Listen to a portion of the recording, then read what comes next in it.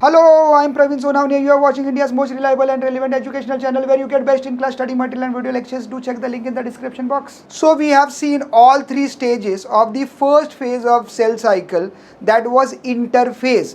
And interphase involved three sub stages, that is G1, S and G2 phase. With this we are moving to a new stage, or the stage where actually cell division happens. So that is the mitosis phase, most important phase, and most of the question which you are going to get in your examination will be from this phase. So we can say that during mitosis following two processes happens. One is the karyokinesis and another one is the cytokinesis. अब आपको ये समझना है कि what is karyokinesis and what is cytokinesis. Any biology teacher will tell you that divide the biological term into its root words. Like in case of karyokinesis, we can divide this karyokinesis into two parts. One is karyo and another one is kinesis. Karyo मतलब होता है nucleus और किनेसिस का मतलब होता है division. तो karyokinesis वो फेज होता है जहां पर सेल के न्यूक्लियस का डिवीजन होता है, और दूसरा इसका इंपॉर्टेंट फेज होता है दैट इज साइटोकिनेसिस. अगेन हम इस बायोलॉजिकल वर्ड को उसके रूट वर्ड्स में डिवाइड कर सकते हैं.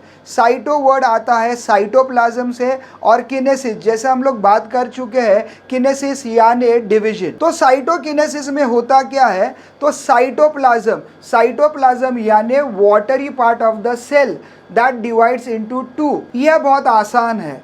इस माइटोसिस फेज में चीज़ें बहुत जल्दी होती है, और इस माइटोसिस फेज को हम दो पार्ट में डिवाइड कर सकते हैं. एक होता है कैरियोकिनेसिस और दूसरा होता है साइटोकिनेसिस. कैरियोकिनेसिस में न्यूक्लियस का डिवीजन होता है और साइटोकिनेसिस में साइटोप्लाज्म का डिवीजन होता है. और at the end of the mitosis you are going to have a two daughter cells. From one mother cell we get two daughter cells. ये बहुत अच्छी बात है कि यहाँ पर सेल को कहा जाता है मदर सेल और डॉटर सेल्स. ऐसे क्यों नहीं कहा जाता है father cell and son cell? क्या हो सकता है इसके पीछे का रीज़न? तो इसके पीछे का रीज़न बहुत इंटरेस्टिंग होता है. इन एनिमल वर्ल्ड ओनली और मोस्टली मदर्स रिप्रोड्यूस. तो यहाँ पर मदर सेल हुआ जो क्या प्रोड्यूस करते हैं, दो डॉटर सेल, और आगे जाकर इन डॉटर सेल्स का भी सेल डिवीजन हो सकता है. Hence mother cell and the daughter cell. Now have a look at the plant cell and the animal cell. क्या आप पहचान सकते हो which cell is the plant cell and which cell is the animal cell? आगे बढ़ने से पहले यह बहुत ज़रूरी है कि you understand the difference between a plant cell and the animal cell. Exam में डायग्राम आएंगे और ये बहुत ज़रूरी है कि देखकर ही आपको पता चलेगा कि कौन सा प्लांट सेल है और कौन सा एनिमल सेल है. Plant cell it has a cell wall. आप देख सकते हो ये स्क्वायर वाला जो सेल है इसमें सेल वॉल है और सेल मेम्ब्रेन है. But if you look at this animal cell, it has only cell membrane and no cell wall. So one point of difference between the plant cell and the animal cell is that plant cell have the cell wall and animal cell do not have the cell wall. अब animal cell के पास ऐसा क्या है जो plant cell के पास नहीं है? अभी हमने देखा कि plant cell के पास एक्स्ट्रा क्या है, तो cell wall जो animal cell के पास नहीं है. वैसे ही animal cell के पास होता है centrosome. यहाँ पर ये centrosome. Okay, if you try to find out centrosome in a plant cell you can not spot it because it does not have the centrosome. So these are two differences between the plant cell and animal cell. You have to identify the given diagram is a plant cell or the animal cell in a first instance. Remember these differences. Apart from this, अब आप लोग देखेंगे दोनों cell में combine क्या क्या होता है. सबसे पहले कॉन्सेंट्रेट करते हैं न्यूक्लियस पर. तो ये सर्कुलर रीजन आपको जो दिखाई दे रहा है that is the nucleus. Okay, ये सर्कल बड़ा वाला गोला जो दिखाई दे रहा है वो होता है nucleus. Inside the nucleus you will see a dark spot. That dark spot is in both the cell, that is nucleolus. Now what is nucleolus? वो न्यूक्लियस का न्यूक्लियस होता है, आपने 9th स्टैंडर्ड में पढ़ा है. और फिर ये थ्रेड जैसा कुछ दिखाई दे रहा है, कुछ धागा जैसा कुछ दिखाई दे रहा है, those are chromatin threads. And we have to study about this chromatin thread in great detail when we study about structure of chromosomes. So let us continue. So हम ये जानने की कोशिश करते हैं कि माइटोसिस प्रोसेस होता क्या है. So we have seen that earlier to mitosis was interphase. इस इंटरफेस ने सेल ने अपने आप को सेल डिवीजन के लिए, एक्चुअल डिवीजन के लिए तैयार कर लिया है। मतलब क्या, तो सेल के अंदर जो भी पार्ट होते हैं उसका डुप्लीकेशन कर दिया है। अब सेल के पास सारी चीज़ें डबल डबल है, तो इससे क्या होने वाला है कि जब सेल डिवीजन होगा तो आधी चीज़ें इस पार निकल जाएंगी और आधी चीज़ें उस पार निकल जाएंगी।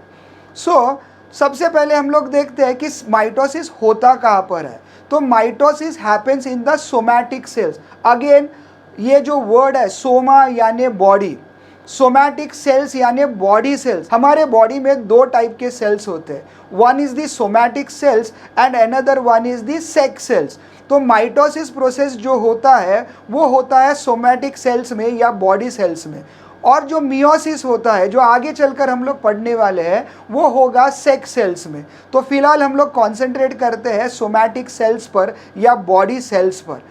तो हमारे बॉडी में बहुत सारे सेल्स होते हैं, उनका ग्रोथ होना ज़रूरी है, रिपेयर होना ज़रूरी है। अगर कोई कट्स और ब्रूजेस अगर आ जाए बॉडी के ऊपर तो उसका रिपेयर होना जो है वो बहुत ज़रूरी है। और जो सेल पुराने हो चुके हैं, मर चुके हैं, उनका रिप्लेसमेंट होना भी बहुत ज़रूरी है। तो इस वजह से mitosis plays a very very important part. So first point आप लोगों को याद रखना है कि mitosis where it happens in a somatic cell. Important point for your examination. And why this mitosis is important? So mitosis is important for the growth, repair and replacement of the cell. और second point में हम लोग देखेंगे कि one mother cell is exactly divided into two daughter cells. अब आप देखेंगे कि ये दो डॉटर सेल्स है वो आइडेंटिकल है लाइक अ मदर सेल, यानी मदर सेल में और डॉटर सेल में अगर आप देखोगे तो कोई अंतर नहीं मिलेगा, they are identical, they are exactly same. और नेक्स्ट पॉइंट है कि क्रोमोसोम नंबर, जो क्रोमोसोम नंबर मदर सेल में होगा वही क्रोमोसोम नंबर डॉटर सेल में भी होगा। ह्यूमन बीइंग में 46 क्रोमोसोम्स होते हैं, तो अगर 46 क्रोमोसोम मदर सेल में है तो 46 क्रोमोसोम डॉटर सेल में भी होंगे। तो आई बात समझ में? Let's continue. तो जैसे हम लोगों ने देखा है माइटोसिस ये दो प्रोसेस से गुजरता है, कैरियोकिनेसिस यानी न्यूक्लियस का डिवीजन एंड साइटोकिनेसिस यानी साइटोप्लाज्म का डिवीजन या फिर उसके वाटरी पार्ट का डिवीजन। और आखिरी point that is before entering into mitosis, इस फेज में आने से पहले सेल ऑलरेडी एक फेज से गुजर चुका है जिसे कहते हैं interphase. So during this interphase this cell already have duplicated the DNA, DNA की क्वांटिटी ऑलरेडी डबल हो चुकी है। डीएनए क्या होता है? Have some patience, we are going to study that in the next part. तो प्यारे बच्चों वक्त आया है आगे बढ़ने का। Now let us try to understand the 4 different phases of karyokinesis and how are you going to remember that. Remember PMAT, PMAT, PMAT। P यानी प्रोफेज, M यानी मेटाफेज, A यानी anaphase and T as a telophase. Prophase, metaphase, anaphase, telophase, prophase, metaphase, anaphase, telophase, prophase, metaphase, anaphase, telophase. During prophase, this is how the cell look, animal cell and the plant cell. Which is the animal cell? Which is the plant cell? How to identify? Look at the centriole. You will see centrioles are present in the animal cell but absent in the plant cell. Now observe these cells carefully. One is the plant cell and another is the animal cell. During the prophase, these centrioles duplicate, that is they double and take the opposite ends of the cell. In animal cell, these centrioles are responsible for the initiation of the cell division. So they duplicate and take the opposite ends of the cell. Here that does not happen in the plant cell. Also there is no nucleolus, whether a plant cell or animal cell. During the stage of prophase, nucleolus disappear. Also the nuclear membrane start disappearing. You will see this nuclear membrane, it has started disappearing, it has started breaking up. Also the spindle fibers are formed from one end to the another end and the chromosomes start taking position on the spindle fibers. During the initial phase of the prophase, you don't have a chromosomes. Instead, you have this chromatin threads. During prophase, this chromatin threads start becoming thicker and thicker by coiling and recoiling, and then it starts appearing in a form of a chromosome. This is our first point. Chromatin fibers condenses and thick chromosomes are visible. If you will observe this cell under a microscope during late prophase, you will clearly see the chromosome. As discussed earlier, कि nucleolus and nucleus membrane disappear. Also a pair of centriole in case of animal cell duplicate and take the opposite end of the cell. The spindle apparatus starts forming and chromosomes settle on it. Mitosis. Now let us move on to the second phase of the mitosis. Now look at the diagram. Now what you observe, almost everything is same like a prophase. Only difference is that you will see that all the chromosomes align themselves at the central position. So this is our first point, that is all chromosome arranged on a equatorial plate. And centromere. Now what is centromere? The center of the chromosome is the centromere. This centromere attach itself to the spindle fiber. The next phase of mitosis is the anaphase. Have a look at the diagram of the anaphase. अब गौर करते हैं कि what is the difference in the anaphase and the previous phase. अब आप लोग देखेंगे chromosome जो बना होता है दो सिस्टर क्रोमैटिड्स का. This sister chromatids are pulled at the opposite ends. Look at the diagram carefully. And one important change you will observe in the animal cell is the formation of a furrow or a cleavage. Look at the cell carefully. You can clearly see the furrow or the cleavage. Here comes point number 1. Centromere divides. So we already have spoken about centromere, the center of the chromosome that divides into two. And sister chromatids. Chromosome is made up of two sister chromatids. They start separating from one another. The next point is spindle fiber contract and pull the chromatids towards the opposite poles. And finally, furrow develops in the middle cell membrane of the animal cell. If furrow is developing in the animal cell, cell plate will start growing in the plant cell. That is the difference. The difference is that in the plant cell you will see the cell plate growing, and in the animal cell furrow develops. Very important, can be asked in the examination. The next and the last phase is the telophase. और ये है उसका diagram. A point to be noted is that telophase is exactly opposite of the prophase. तो prophase में जो nucleolus और nuclear membrane जो disappear हुए थे, गायब हुए थे, वो वापस आ जाएंगे, रीअपियर हो जाएंगे. उसके अलावा ये फरो या सेल प्लेट और ज़्यादा बड़ा होना शुरू हो जाएगा. तो सबसे पहले हम लोग देखते हैं स्पिंडल फाइबर्स जिसके ऊपर क्रोमोसोम ने अपने सेंट्रोमियर को, सेंटर को रख दिया था, वो स्पिंडल फाइबर्स गायब होना शुरू होता है, उसकी अब ज़रूरत नहीं है.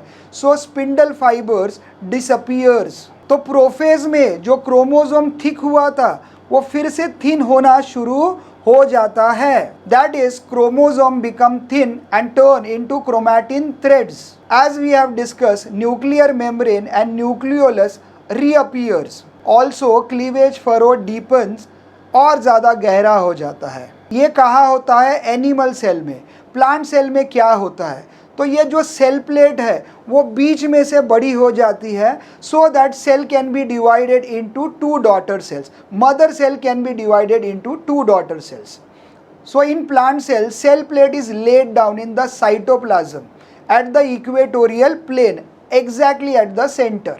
And please remember, do not forget that prophase is exactly opposite of a telophase. और इसी के साथ में कैरियोकिनेसिस जो माइटोसिस का पहला फेज है, दैट एंड्स, वो खत्म हो जाता है. अब आगे बढ़ेंगे to the next stage of mitosis, that is cytokinesis, जहाँ पर cytoplasm, yes, the watery part will divide into two, and this will be the last stage where a mother cell will be divided into two daughter cells. Moving on to the second phase of mitosis, which is cytokinesis. Students love this because this is very easy. So here cleavage deepens further and mother cell is divided into two daughter cells, and in case of the plant cell, the cell plates equatorially divides the mother cell into two daughter cells. Now these daughter cells, they are not going to rest, instead they will start their preparation for the next cell division. So no aram, only काम, that is cell division.